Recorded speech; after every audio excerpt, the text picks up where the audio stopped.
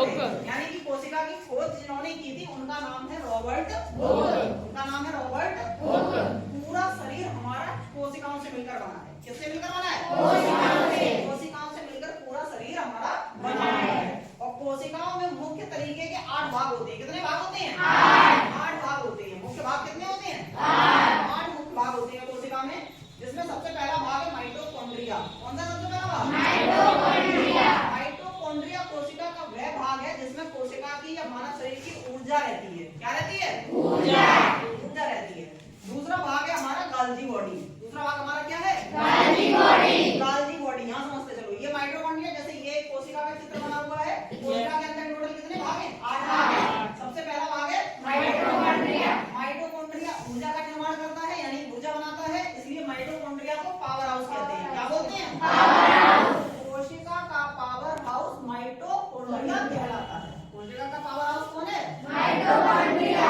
दूसरा भाग है हमारा गाल्जी बॉडी। क्या है? गाल्जी बॉडी। शरीर के पूरे अंगों में से किसी भी अंग में अगर किसी एक चीज की कमी हो रही होती है तो उस चीज को शरीर के दूसरे अंगों से उस अंग तक लाने का काम कौन करता है? गाल्जी बॉडी। गाल्जी बॉडी।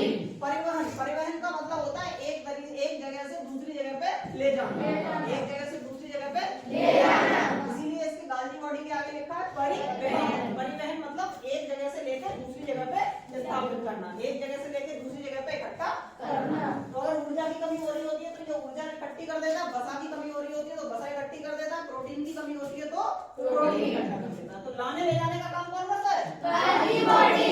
तीसरा पॉइंट है हमारा रसधानी। तीसरा पॉइंट क्या है? रसधानी। तो कोशिका के तीसरे भाग में जल रहता है। क्या रहता है? जल रहता है, इसलिए रसधानी में जल भरा रहता है, इसलिए इसको बोलते हैं जल संग्रह। क्या बोलते हैं? जल संग्रह। चौथा पार्ट है हमारा सेंट्रोसोम। क्या है? सेंट्रोसोम। सेंट्रोसोम जो है वो कोशिका के विभाजन का काम करता है। किसका काम करता है? कोशिका के विभाजन का काम कौन करता है? सेंट्रोसोम। अगर कोई कोशिका बहुत लंबी हो जाती है तो उस कोशिका को 2 भागों में तोड़ देता है और वो दोनों कोशिकाएं, दोनों नई तरीके की कोशिकाएं निर्माण हो जाती हैं। ठीक है? तो सेंट्रोसोम क्या करता है? कोशिका के विभाजन का काम करता है। कौन करता है? सेंट्रोसोम। Very good. अगला पॉइंट है राइबोसोम। अगला पॉइंट क्या है? राइबोसोम कोशिका का वह भाग है जो प्रोटीन का निर्माण करता है। किसका निर्माण करता है? प्रोटीन का। हमारे शरीर में प्रोटीन की बहुत ज्यादा आवश्यकता होती है। ठीक है? वैसे हमारे शरीर में सभी चीजों की आवश्यकता होती है, उसमें से जो प्रोटीन की जो आवश्यकता होती है उस आवश्यकता को पूरा कौन करता है? राइबोसोम। एक दूसरा भाग है अंतःप्रदत्त जालीय। क्या है? अंतःप्रदत्त जालीय। इसको इंग्लिश में बोलते हैं ईआर, क्योंकि इसका इंग्लिश में ई और आर का ही नाम होता है। ठीक है? तो इसको हम किससे डिनोट करते हैं? ईआर। किससे दिखा रहे हैं? ईआर से। तो ईआर जो है इसका नाम है अंतःप्रदत्त जालीय। क्या है इसका नाम? अंतःप्रदत्त जालीय। तो अंतःप्रदत्त जालीय का काम ये है कि इसमें वसा का निर्माण करना। किसका निर्माण करना? समझते चलो, हमारे शरीर के अंदर जो वसा है वो कहाँ से आती है? जितनी भी चिकनाई वाली चीजें जैसे तेल हो गया, घी हो गया, डालडा हो गया, ये सब चीजें जो हैं, ये सब चीजें शरीर में क्या क्रिएट करती हैं? वसा करती हैं। इसी से हम लोग मोटे होते हैं। समझ रहे हो? ज्यादा घी, ज्यादा तेल, इन सबसे क्या है? शरीर में ज्यादा मांस बढ़ता है। लेकिन शरीर में मांस भी जरूरी होता है। ऐसा हड्डियों से काम चल जाएगा? चल जाएगा क्या? मांस भी तो चाहिए, लेकिन हर चीज पर्याप्त मात्रा में चाहिए। ज्यादा हो जाए तो भी दिक्कत है और कम हो जाए तो भी दिक्कत है। ठीक है? तो शरीर में वसा बनाने का काम कौन करता है? यानी कि कोशिका का ईआर जो भाग है, अंतःप्रदत्त जालीय है, वो शरीर में या कोशिका के अंदर वसा बनाने का काम करता है। ठीक है? अगला पॉइंट है हमारा लाइसोसोम। अगला पॉइंट क्या है? लाइसोसोम। लाइसोसोम का काम यह होता है कि अगर इनमें से कोई भी चीज, कोई भी भाग सही से काम नहीं कर रहा है या डैमेज हो रहा है, डैमेज का मतलब खराब हो रहा है, माइटोकॉन्ड्रिया खत्म हो गया, वो काम अब नहीं कर पा रही है, तो लाइसोसोम क्या करेगा? इसको नष्ट कर देगा। क्या करेगा? नष्ट कर देगा। बाकी जो है वो भी अगर काम नहीं कर रहा है तो लाइसोसोम का काम क्या होगा? वो इसको नष्ट कर देगा। नष्ट कर देगा तो पचा देगा। क्या कर देगा? पचा देगा। कोशिका के लाइसोसोम को हम लोग क्या कहते हैं? क्योंकि लाइसोसोम का काम होता है पचाने का। लाइसोसोम का काम किसका होता है? पचाने का। इसलिए लाइसोसोम को कोशिका का क्या कहते हैं? पाचन तंत्र कहते हैं। अब एक पॉइंट बचा आपका न्यूक्लियस। क्या बोलते हैं? न्यूक्लियस। हिंदी में बोलते हैं केंद्रक। क्या करते हैं? केंद्रक। केंद्रक है कि ये जितने भी कोशिका के भाग हैं, जितने भी कोशिका के भाग हैं, उनको कंट्रोल करना, उनको कंट्रोल करना कि माइटोकॉन्ड्रिया काम कर रहा है या नहीं कर रहा, गाल्गी बॉडी काम कर रहा है या नहीं कर रहा, भी काम कर रहा है या नहीं कर रहा, सेंट्रोसोम काम कर रहा है या नहीं कर रहा, राइबोसोम काम कर रहा है या नहीं कर रहा, अंतर प्रदत्त जालियां काम कर रही हैं या नहीं कर रही, लाइसोसोम काम कर रहे हैं या नहीं कर रहे। तो ये जितने भी भाग हैं, जितने भी भाग हैं, तो केंद्र बस ये देखता है कि ये सब काम सही से कर रहे हैं या नहीं कर रहे हैं। देखो एक चीज यहाँ समझ लो, लाइसोसोम तो उन्हें पचाता है, ठीक है, मतलब उन्हें नष्ट कर देता है, खत्म कर देता है, मतलब खराब चीज को शरीर में नहीं रहने देता। अगर मरी हुई चीजें शरीर के अंदर बनी रहेंगी तो शरीर सड़ना शुरू हो जाएगा या नहीं हो जाएगा? तो उनको वहाँ खत्म करना जरूरी है, जरूरी है या नहीं है?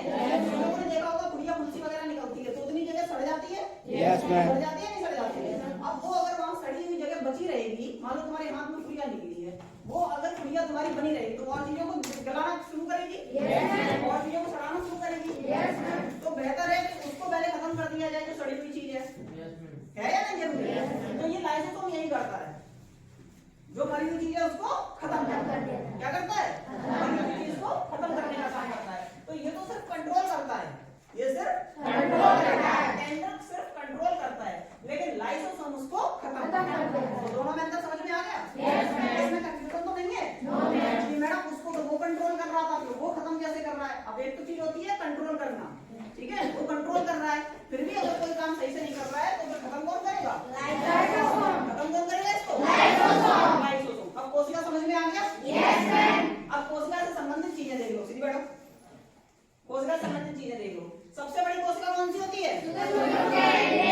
शुतुरमुर्ग के अंडे की। सबसे छोटी कोशिका कौन सी होती है? माइकोप्लाज्मा की। मानव शरीर में सबसे छोटी कोशिका मेल का शुक्राणु, और मानव शरीर में सबसे बड़ी कोशिका फीमेल का अंडाणु, ठीक है। और मानव शरीर में सबसे लंबी कोशिका न्यूरॉन, ब्रेन में। देखो लंबी कोशिका, हमने कहा विभाजन नहीं होता, विभाजन नहीं होगा तो लंबा हो जाएगा, ठीक है। तो ब्रेन में, यानी कि ब्रेन में जो न्यूरॉन होता है, न्यूरॉन 90% न्यूरॉन होता है। कितने परसेंट होता है? 90% दिमाग के अंदर न्यूरॉन होता है, और न्यूरॉन में जो कोशिका है वो सबसे लंबी है, ठीक है। सबसे लंबी क्यों है? क्योंकि वहां पे सेंट्रोसोम नहीं है, वहां पे सेंट्रोसोम नहीं है। सेंट्रोसोम क्या करता है? कोशिका विभाजन। सेंट्रोसोम किसका काम करता है? तो जहाँ पर कोशिका विभाजन करने वाली चीज ही नहीं है तो वहाँ कोशिका लंबी होगी या नहीं होगी? तो न्यूरॉन में सेंट्रोसोम नहीं है, इस वजह से न्यूरॉन सबसे लंबी कोशिका है। और ये कहाँ होती है? ब्रेन में होती है। कहाँ होती है? मस्तिष्क में, यानी दिमाग में होती है, ठीक है। एक चीज समझ लो, जैसे ये सारी चीजें हैं तुम्हारी कोशिका के, ये सारे भाग हो गए। अब ये सारे भागों के अंदर बीच में क्या भरा हुआ है? एक द्रव्य भरा है, यानी पानी भरा हुआ है, एक तरीके का। क्या भरा है? पानी, यानी द्रव्य भरा हुआ है।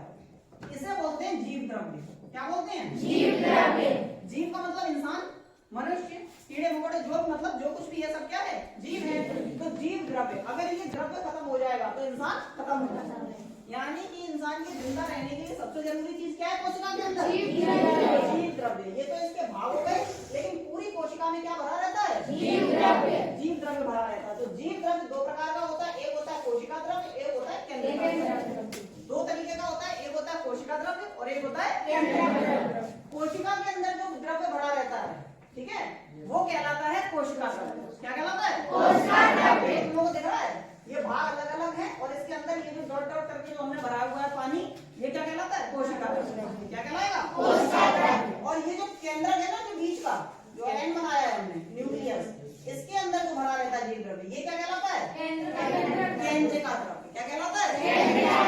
यानी कि जो द्रव्य हमारा केंद्रक के अंदर भरा होता है वो कहलाता है केंद्रिका द्रव्य, और जो द्रव्य हमारा कोशिका के अंदर भरा रहता है वो कहलाता है कोशिका द्रव्य। और ये दोनों ही प्रकार के द्रव्य क्या कहलाते हैं? जीव द्रव्य। क्या कहलाते हैं? जीव द्रव्य। Very good. आज का हमारा टॉपिक यहीं खत्म होता है, जिसका नाम क्या था? कोशिका। कोशिका जिसका नाम था। इसमें जो मुख्य चीजें हैं जो एग्जाम में आती हैं वो बस ये पूछा जाएगा कि दुनिया में सबसे बड़ी कोशिका कौन सी है? शुतुरमुर्ग के अंडे की। और दुनिया में सबसे छोटी कोशिका कौन सी है? माइकोप्लाज्मा। Very good. और मानव शरीर में सबसे बड़ी कोशिका कौन सी है?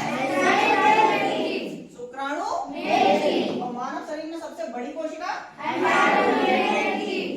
ठीक है, इतनी चीजें समझ में आ गई? मानव शरीर में सबसे लंबी कोशिका न्यूरॉन। कौन सी है? न्यूरॉन सबसे लंबी क्यों है? क्योंकि वहां पर सेंट्रल सोम नहीं है। इसलिए मानव शरीर का जो दिमाग है वहां पर सबसे लंबी कोशिका है, जिसका नाम क्या है? न्यूरॉन। अच्छा, सेंट्रल सोम सबसे ज्यादा कहाँ पाया जाता है? लीवर में। वेरी गुड, ताली लगाओ इसके लिए। ठीक है, सेंट्रल सोम सबसे ज्यादा कहाँ पाया जाता है? लीवर में। तो सबसे ज्यादा कोशिका विभाजन कहाँ होता है? लीवर में। और सबसे कम कोशिका विभाजन कहाँ होता है? दिमाग में। ठीक है, क्योंकि दिमाग में सेंट्रल सोम सबसे कम और लिवर में सेंट्रल सोम सबसे ज्यादा। सेंट्रल सोम का काम होता है कोशिका विभाजन का। वेरी गुड, इतनी चीजें समझ में आ गई? Yes ma'am. एक बार और दोहरा ले, सबसे बड़ी सबसे छोटी? Yes ma'am. दुनिया में सबसे बड़ी कोशिका? दुनिया में सबसे छोटी कोशिका? मानव शरीर में सबसे छोटी कोशिका? मेल की शुक्राणु। मानव शरीर में सबसे बड़ी कोशिका? अंडाणु। किसका? और मानव शरीर में सबसे लंबी कोशिका? न्यूरॉन। ठीक है, और मानव शरीर की सबसे छोटी इकाई? Very good. इंग्लिश में क्या कहते हैं? सेल। आज का हमारा कोशिका का टॉपिक यही खत्म। ठीक है।